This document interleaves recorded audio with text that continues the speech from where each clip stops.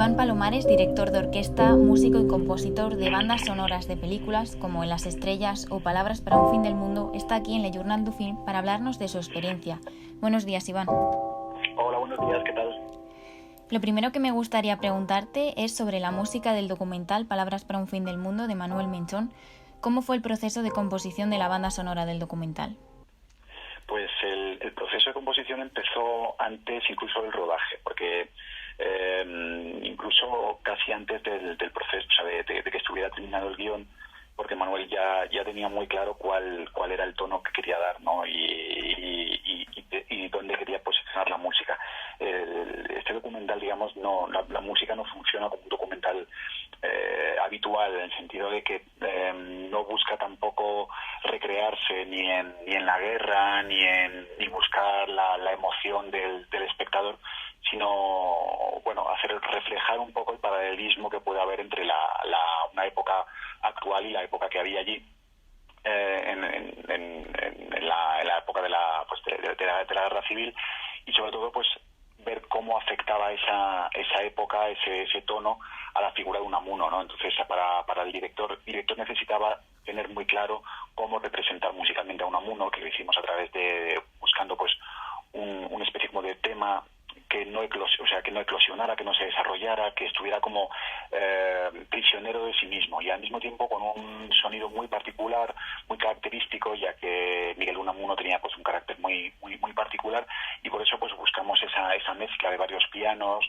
hasta el punto de que pareciera prácticamente un piano a punto de romperse, y siempre, como digo, pues en una música que es tan reflexiva como puede tener así también algo un poco nostálgico, pero siempre con mucha distancia y con mucho respeto para no manipular al espectador. Y luego, en paralelo, una vez que ya se rodó el documental y ya se empezó a montar, pues jugar mucho, evidentemente, con la percepción de la música. Llevamos prácticamente al mínimo pues para que no pareciera, como digo, una música más cinematográfica, que era lo que a lo mejor yo estaba más acostumbrado a hacer y él más acostumbrado también a trabajar, ¿no? Entonces los dos queríamos hacer una música que se alejara un poco de los cánones habituales del género.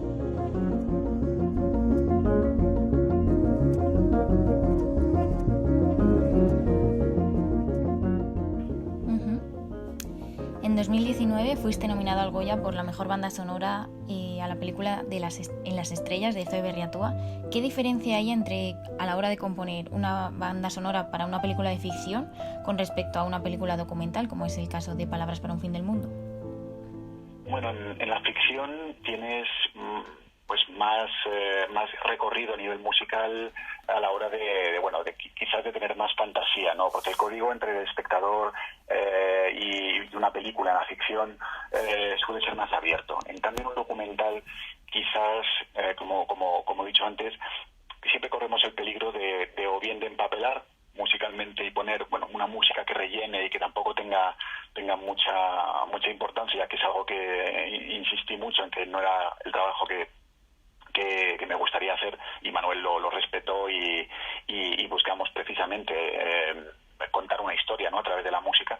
Pero el documental sobre todo un documental político como era este, había que tener mucho cuidado, mucho respeto con precisamente no caer en algo elegíaco, en algo lacrimoso, porque podíamos caer en algo un poco en un recurso fácil pues para llegar al espectador, y sin embargo queríamos que el espectador se adentrara en unos hechos que son reales, que Manuel Menchón, el director, estuvo investigando durante muchos años, y todo lo que ocurre en el documental está basado en pruebas totalmente justificables, ¿no? Entonces la música también tenía que justificarse en ese sentido, tenía que ser real, tenía que ser orgánica, pero con esa distancia, como digo, frente a una película de ficción.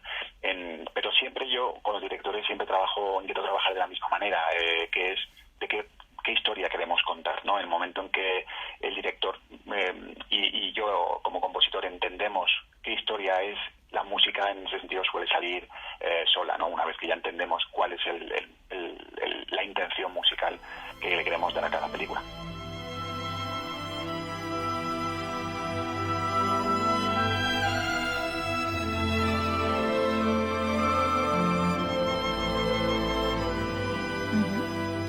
Bueno, ahora cambiando un poco de tema, la banda sonora de Las Estrellas sonó el pasado viernes en un concierto que tuvo lugar en el Teatro Monumental, un concierto llevado a cabo por la Academia de Cine y la Orquesta de Radio Televisión Española. Cuéntanos cómo fue la experiencia.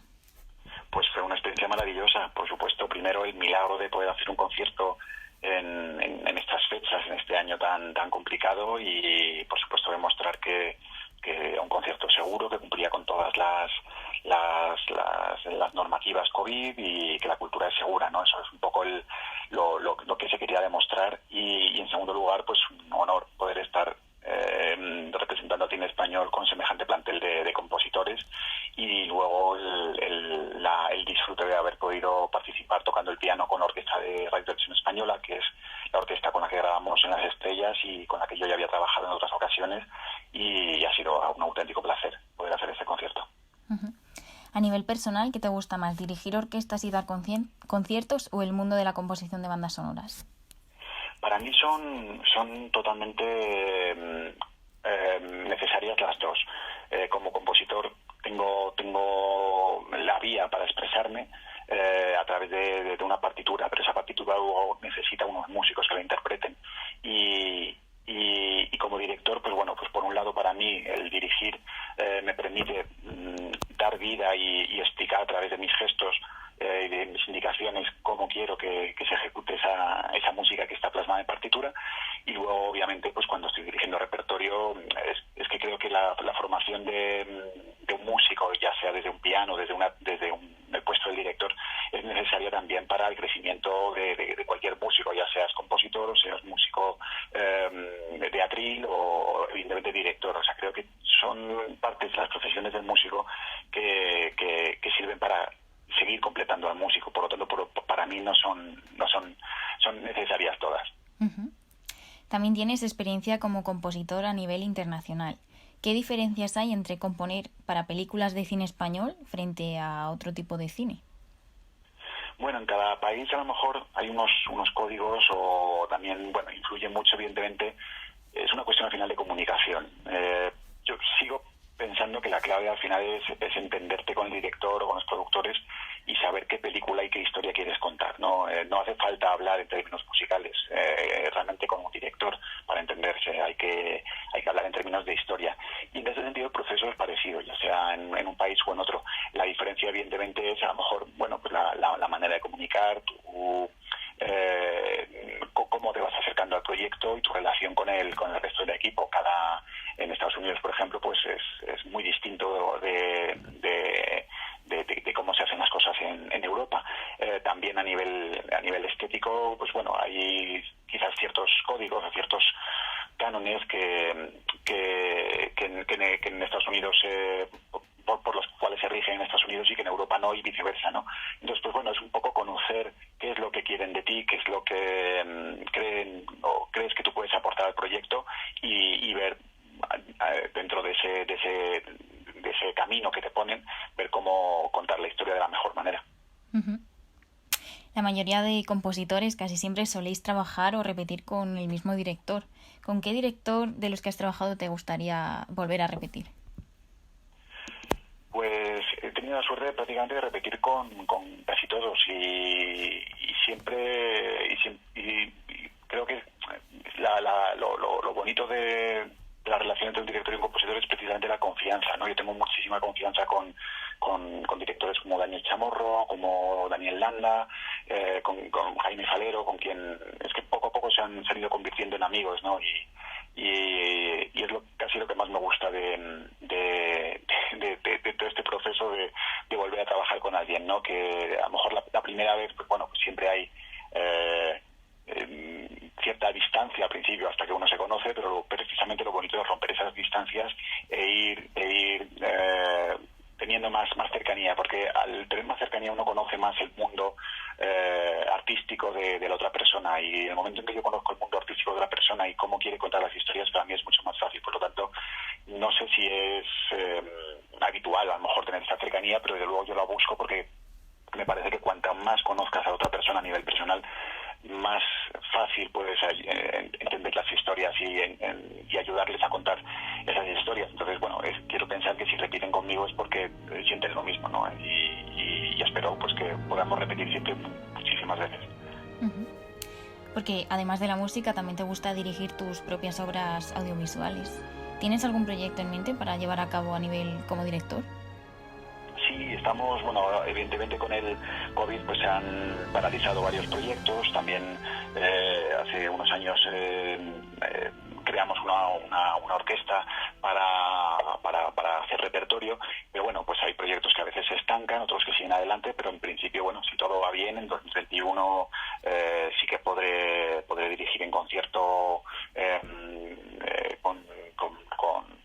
aquí en España, y luego, bueno, ahora en breve, si en unos días, pues en principio voy a empezar a dirigir también a unas orquestas para un proyecto que estamos empezando. Todavía no puedo decir nada, pero vamos, en principio, como digo, si la situación lo permite, pues seguiré trabajando con la orquesta. Uh-huh. Me refería un poco más a director de cine o del otro lado, ¿no? No tanto de la música, que obviamente eres compositor, pero también tienes esta otra faceta de director audiovisual. Bueno, de director de cine no, yo empecé hice estudios de comunicación audiovisual y también hice estudios de arte dramático, pues porque, bueno, pues al principio yo tenía muy claro que quería contar historias, lo que no sabía era cómo, y bueno, pues fui probando, fui descubriendo cómo en diferentes partes, digamos, de sectores del audiovisual, y al final me he quedado con la música, pero evidentemente todo ese aprendizaje, tanto en la parte de comunicación audiovisual y sobre todo como en la formación como actor, pues me permiten tener una visión muy, muy particular de cómo se cuentan las historias en el medio audiovisual. Pues muchísimas gracias por tu tiempo y te deseamos lo mejor con tus próximos proyectos musicales, y muchísimas gracias. Pues muchísimas gracias a vosotros, es un placer.